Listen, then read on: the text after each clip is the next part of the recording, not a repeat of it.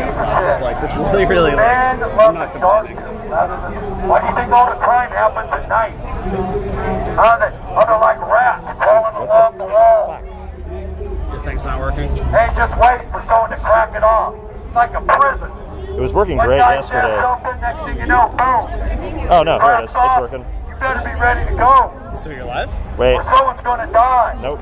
Someone's going to get stabbed. Someone's going to get shot. It posted Somebody's it, going to but- the hospital. Somebody's going to jail.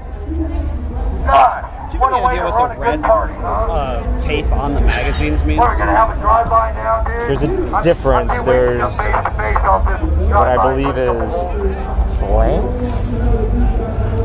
I think there's like, yeah, it's like, You're saying that these guys are carrying blanks? I don't know. I don't know why. Or non-lethal bullets. Could be. That kind of would make sense to me. Right? It was like non-lethal or like small caliber. Teachers lied to you. The Oh professors wait, no, lied here to we you. go. Now I'm live. Even your parents were hypocrites, right? The only thing is this works out in Lebanon. It's like almost a minute delay. Right? I'm fine with that. And they go, hey, come on, honey, let's go. So are you using a live view like device? Nope. Like, I'm just using It is the network. out of just like the They phone tell me not to service. drink, but they're out here And the great thing is if you ever lose signal, it doesn't end the stream. You know, Coke. Yep. Yeah, that's a poison too. Yeah, but we'll drink the wine at the dinner. Thank God, man. You wonder why the kids sneaking the vodka out of the whiskey cabinet, you know? Right? They're sneaking the beer. Hey, there's dad's beer. Let's have one. I'm going in. They drink a couple beers. Well, but you're not going in there, are you? No, I'm just going to talk to They're getting all Yeah, drunk on no, I was beers. about to start. I'm waiting for one tweet to finish going up.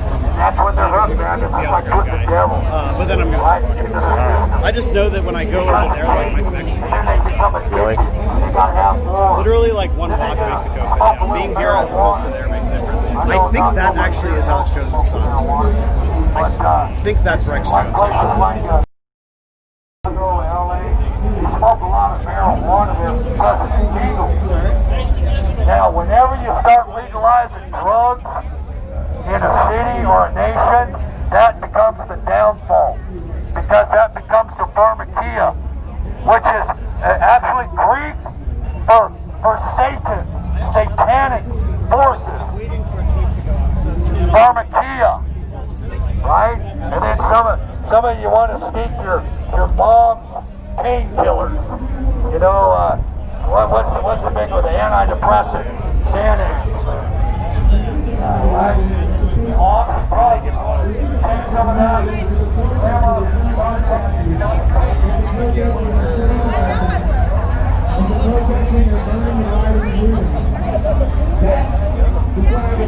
Now you're not going to see that flag out here today. All these people are getting along with one another. All these people just want to love America and be free. How you doing? What brought you out here today? I'm live streaming, by the way. Is it okay if I film you? I'm live streaming. Yeah. So Trump is a red spot. Can you explain what does that mean? Look at the sign up there. Trump is a ass, but he is my asshole. Is it an asshole?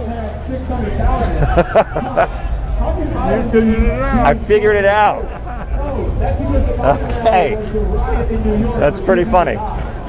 So what brought you out here today? Well, I figure if I'm good enough to go to Vietnam and Korea, I can damn sure come to Tulsa. And as a veteran, what is it about Trump that you support? I think he's an asshole. Oh, you do? You think he's an asshole? Because I thought you said he's your asshole. That's right. I wouldn't vote for Biden. So are you voting for Trump? Oh, yeah. I voted for him last time, and I'll vote for him again. But the reality is, yeah. What's the reality? The reality is we got to elect one of the two of them. It's true. And this is just not a good year for choices. So as a Vietnam veteran, I mean, what do you think about everything with the deferment? I think Trump should personally come out publicly and do a mea culpa for what he has said about John McCain and that family.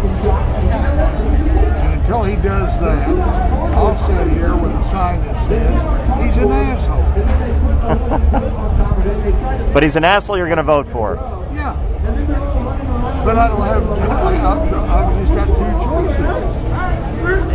So if you did have a choice to, for anyone to be the candidate, who would it be? I don't have that choice.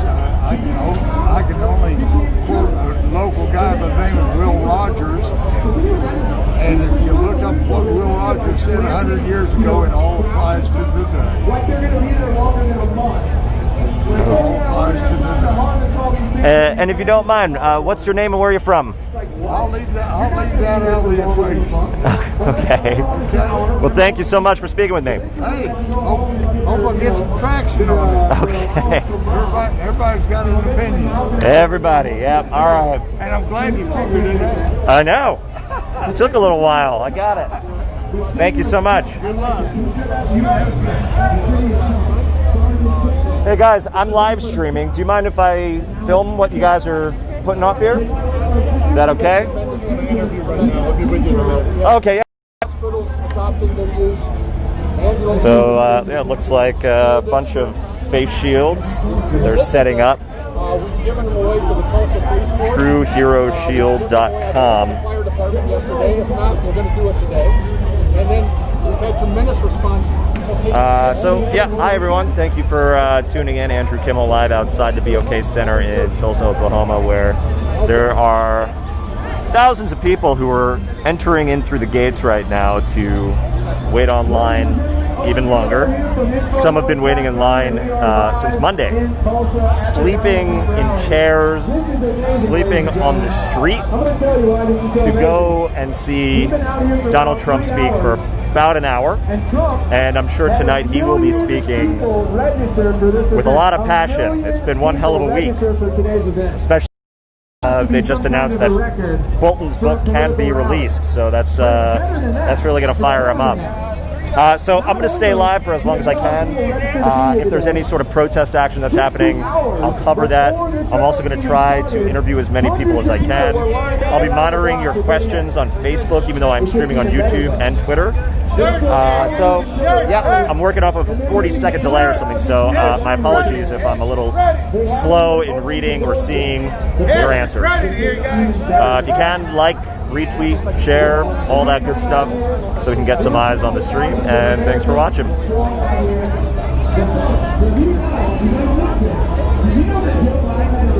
We're from south of Buffalo, New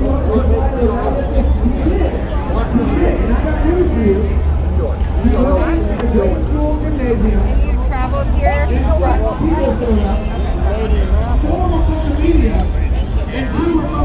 Hi there. So I'm live streaming right now. I was hoping I could ask you some questions about what brought you out here and all that stuff. I'd love to have you talk. All right. Well, first of all, what's your name and where are you from? My name's Jay Baker, and I'm from a little town called Brockton, New York, up south of Buffalo. Wow. So that's quite a trip to get here. It sure was. It took my crew 2 days to get here. Wow. And what was it that brought you out here? Well, we're trying to get folks a way to get back to a little more normal in life, and so we invented this face shield. My company's been in business 61 years. We invented this. My team on March 23rd of this year. We had them into medical offices by March 24th, and we have now made more than 1 million of these. We have sold them to every state in the United States and multiple international countries. And so how much are you selling a mask for? Well, we normally sell these for $15, but we're just giving them away right now. Wow. That's really nice of you. We brought 41,000. I don't know if we'll be able to give away 41,000, but we're doing our best. And what has the general, reaction been to you? Because... For the most part, yes, I know. We're trying to stay completely apolitical about this. Most of the reaction's been very, very positive. People have been very appreciative that, we're trying to help people get back to a little more normal way of interacting. The problem with the mask is 95% of human communication is nonverbal. So lots of school districts are adopting these right now. We have a smaller version for school kids, and we're hoping that it's some way to get a little bit back to what things were 6 months ago. Gotcha. And so how many masks would you say you've given out so far? Here, We're probably somewhere north of 5,000. Okay. Yeah. Cool. Well, good luck and be safe. Thank you very much. Would you like one? I'm so stocked up with everything right now, but thank you. You got it. I appreciate it. Be good. Be safe, man. You too. Bye-bye. How you doing? I am well, thank you. Nice glasses, my man. Thank you very much. I love these glasses. Yeah, they're nice. Thank you. Where do they come from? Moscot. Yeah, really awesome ship. I'm live streaming right now. Okay. So hoping I could ask you some questions. All right. So first of all, what's your name? Where are you from? Andrew Robinson, St. Louis, Missouri. Nice. And I believe I've seen you before. I've covered my 10th Trump rally that I've been to. But what is it that brought you out here all the way from? I just went viral yesterday. The Trump campaign reached out to me yesterday. I did an interview here in Tulsa for Channel 8. And it's on a bunch of news stations. It has over 130-something of views and over 50-something thousand retweets. Wow. So, yeah. Awesome. It's been awesome. And what was it that you were talking about? Just the great city of Tulsa, about, my support for Trump and the great thing. I mean, Trump is good for America, man. I love his passion. I love how he speaks about America, wanting to make America number one, wanting people who owe us to pay us back.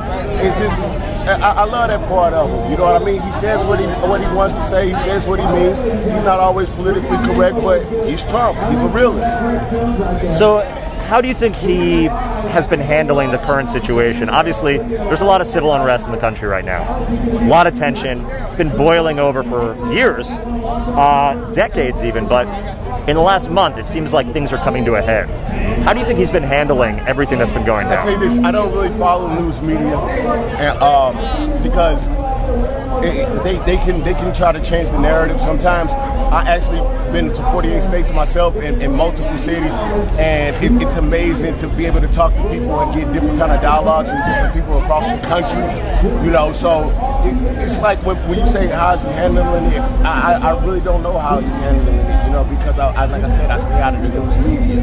But I would say that's a little bit too much pressure to put on one man. All that tension from throughout this nation, throughout all these different decades, and to put, like you said, it's coming to a head, and to bring it to that point to where everything is being put on him, and then it's being spun that he's a racist and things of that nature. I don't think that's fair. Yeah. And how about holding the rally in Tulsa? There's a lot of people that are saying, well, it's the 99th anniversary of, Black Wall Street, the massacre of Black Wall Street.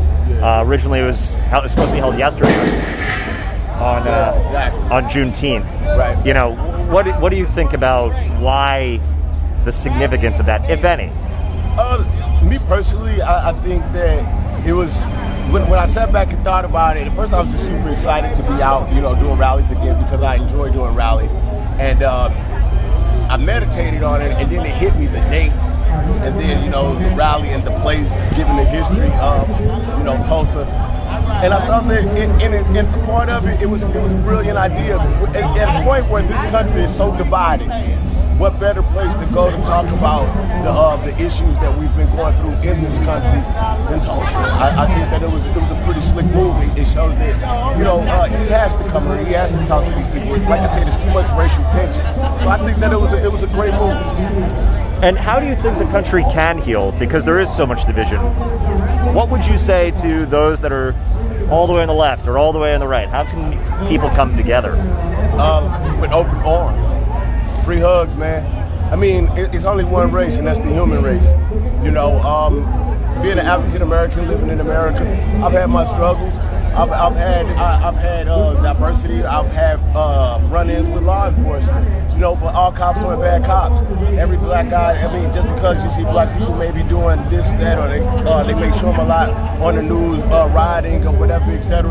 That doesn't mean all black people are like that. And that's something that we need to take into consideration. Like I said again, I reiterate, I had the opportunity to visit to over 48 states. I actually get to meet these people. I actually get to hug these people. And these are the same Trump supporters that say that Trump is racist. But they're out showing me nothing but love, nothing but support, nothing but hugs. They bring me water. They brought me lunch throughout the week while I was here visiting in Tulsa. And Tulsa is a great city. I love it. I just love the camaraderie here. You wouldn't even know about the past if no one ever told you about it because of the diversity that's here and how great the people are here. They're very welcoming. And so where do you think that a lot of this negativity and division is coming from? It's coming from built-up tension. It's coming from different people getting their information from unreliable sources, people putting their own spin on it, their personal beliefs on it. A lot of us, we're not using our heads, we're using our emotions. You know, we're emotional about something that happened in the past, which it can't help us in the present time. We have to learn to forgive.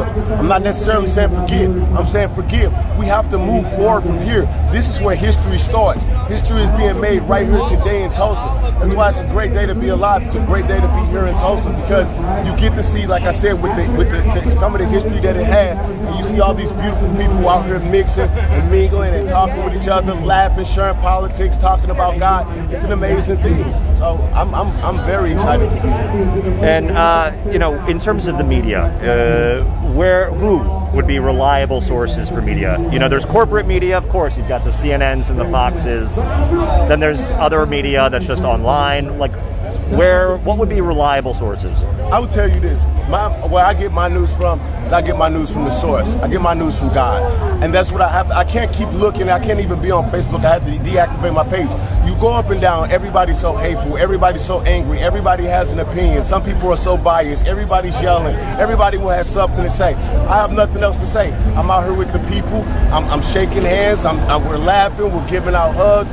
And that's what it's about. That's the media. Is when you get out for yourself and you come out, you come down here to downtown Tulsa and you come and see these people and see how you get treated. I'm being treated with respect, and that's my main source of news. It's when I travel to, like I said, 48 different states around the country, and I get to meet the people. That's my news.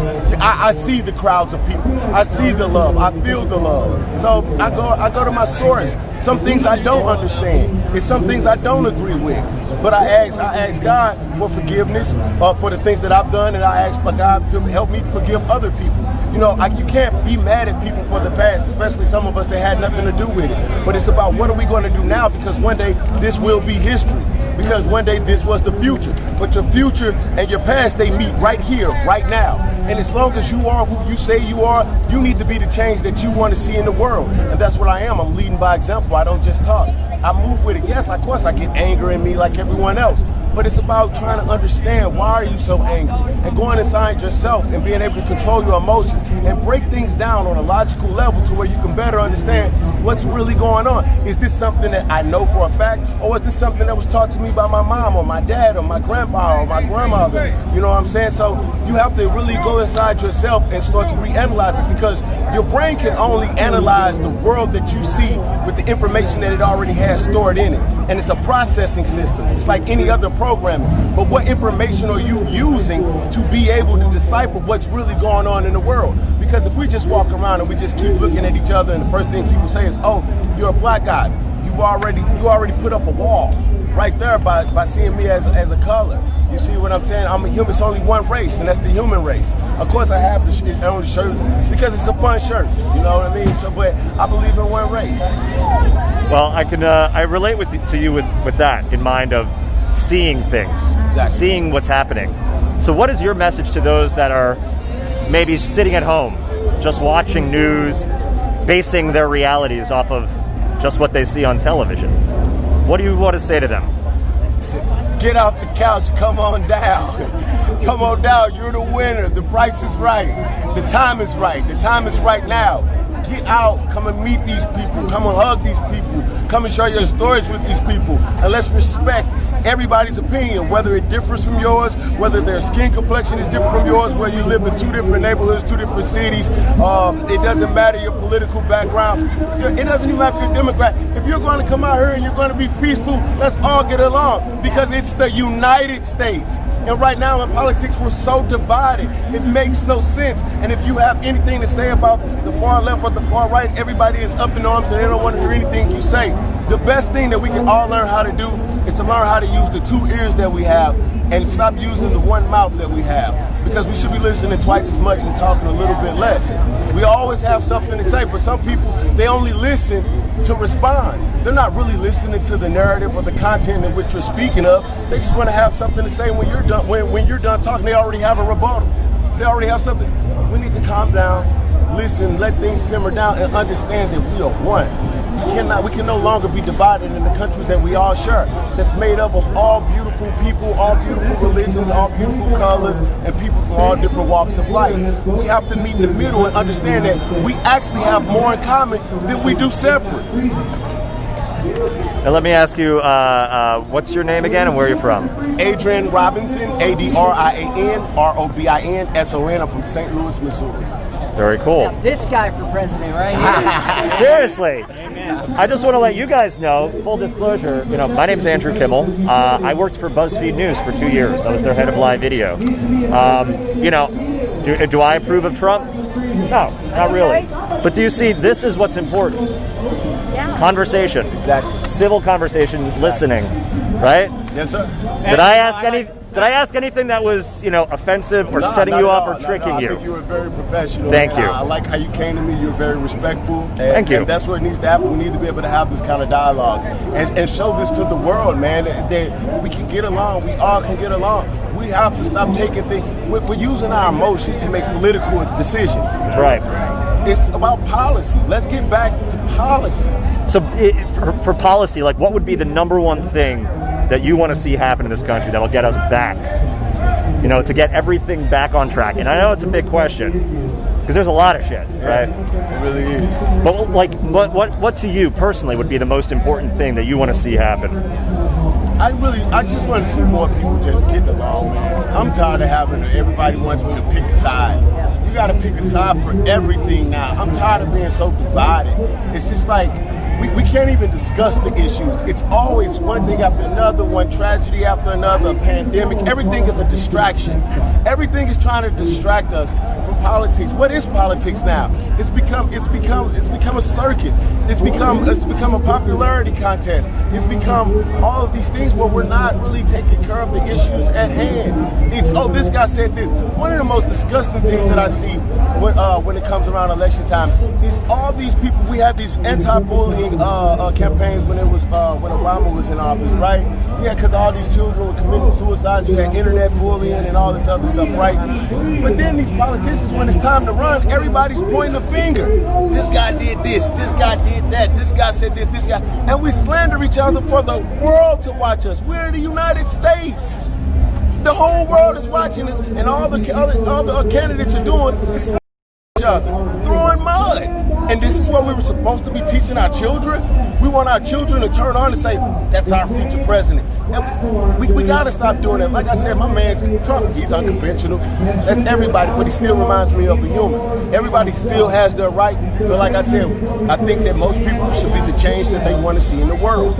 You become the change. Everybody, we all have free will. We are all free here. If you, and this is the other thing. I don't like when people like to complain about Trump a lot and they complain about this person. And like Trump used to complain about Obama.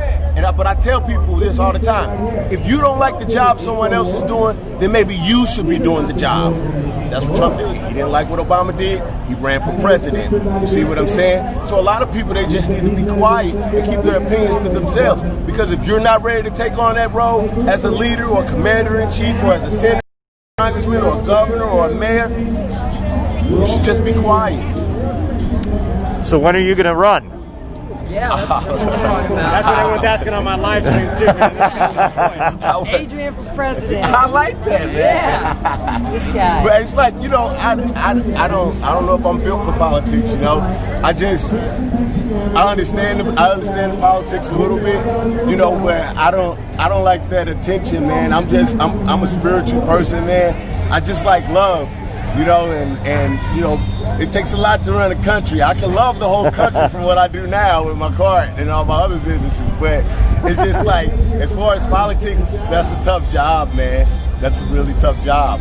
So I take hats off to him. Like I said, I couldn't imagine going through all this heat, being responsible for hundreds of millions of people, and you're responsible for their safety or their economic gain or the educational system or the gross domestic, just gross and everything. It's an amazing thing. I couldn't do it. Kudos to him. Yeah. And are you going to be going in the rally? Nah, I'm going to be out here, man. Okay. Hanging out with the people. Okay. Cool, man. That's all I got. Cool beans, man. It was a pleasure meeting you, man. Thank you. Yeah. Have a good day. Be safe. All right. Hello. I am blessed.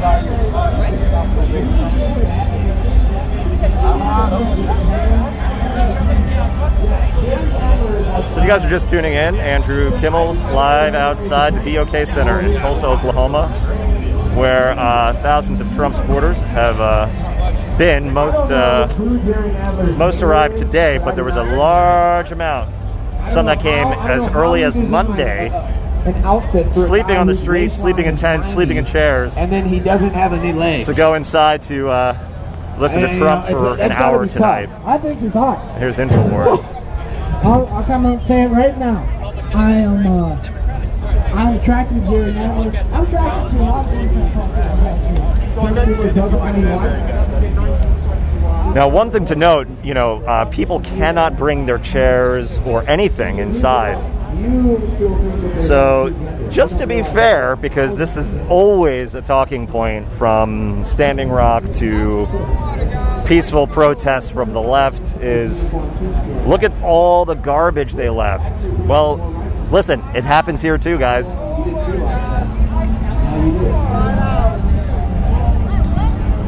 I don't know if I'm going to be allowed in through this gate, to be honest with you.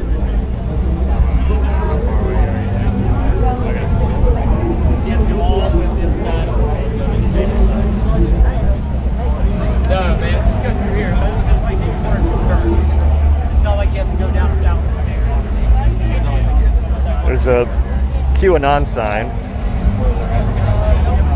A lot of followers of Q.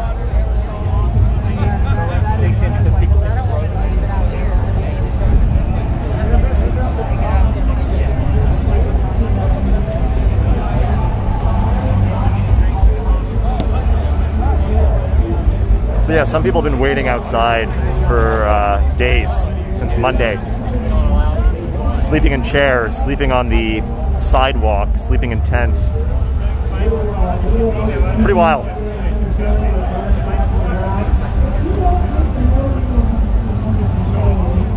You know what I'm afraid of? And this is all done by design by China, who bought out Colin Kaepernick. By the way, folks, InfoWars is talking about how China bought out Colin Kaepernick right now. He walked away from an $8 million contract. The media then claimed that he was cut. That was a lie. Then he was given tens of millions of dollars by Nike to start this kneeling thing. But here's what I'm afraid of.